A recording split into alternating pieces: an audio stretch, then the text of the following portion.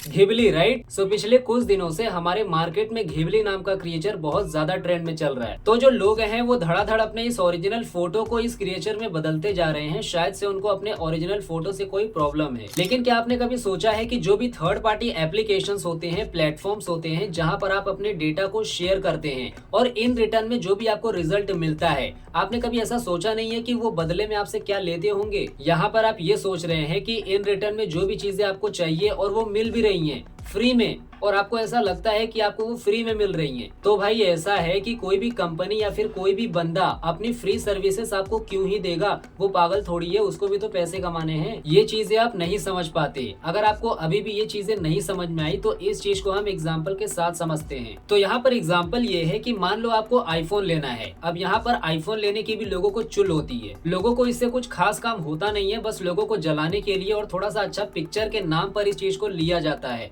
बाकी इसका कोई और काम नहीं है। तो यहाँ पर जब भी आप आईफोन लेंगे तो वो जो प्राइस होगा वो आप कंपनी को पे करेंगे। क्यों? क्योंकि आपने उसका प्रोडक्ट लिया। ठीक इसी तरीके से ये जो हर 3 दिन बाद मार्केट में एक नया घिबली नाम का क्रिएचर जन्म लेता है, ये भी वैसा ही है। लोगों को इससे कुछ खास तो मिलता नहीं है, लेकिन अपनी चंद खुशी के लिए वो जो अपना डेटा होता है वो शेयर कर देते हैं बिना सोचे समझे। अब यहाँ पर आपको भी नहीं पता कि आपके डेटा का इस्तेमाल फ्यूचर में किस तरीके से होने वाला है। हो सकता है कि आने वाले फ्यूचर में आपके डेटा के जरिए कुछ एक्सपेरिमेंट किया जाए जिसके वजह से और टेक्नोलॉजी को इम्प्रूव किया जा सके, या फिर ये भी हो सकता है कि आपके डेटा को किसी और कंपनी को बेच दिया जाए। तो इसीलिए आपको अपना कोई भी डेटा किसी भी थर्ड पार्टी एप्लीकेशन पर देना नहीं है, फिर चाहे वो आपका फोटो हो या फिर ईमेल आईडी हो, नंबर हो, ऐसी कोई भी चीज आपको नहीं देनी है। यहाँ पर आपने ये चीजें जरूर महसूस किया होगा कि आपको अलग अलग कंपनी से बार बार फोन आते हैं, आप परेशान हो जाते हैं। तो इसका यही कारण है, आप अलग अलग जगह जाकर अलग अलग एप्लीकेशन पर जाकर अपने नंबर दे देते हैं,